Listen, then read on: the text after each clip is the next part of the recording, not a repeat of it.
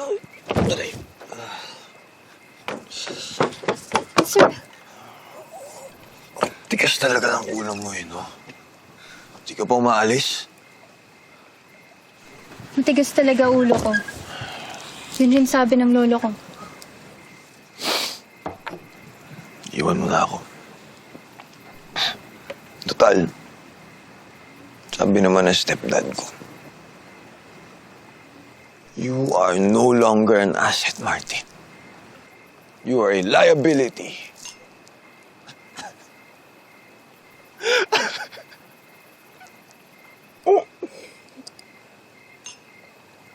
Sir, hatid na kita sa kwarto mo. Tara na. Totoo naman siya. I am a liability.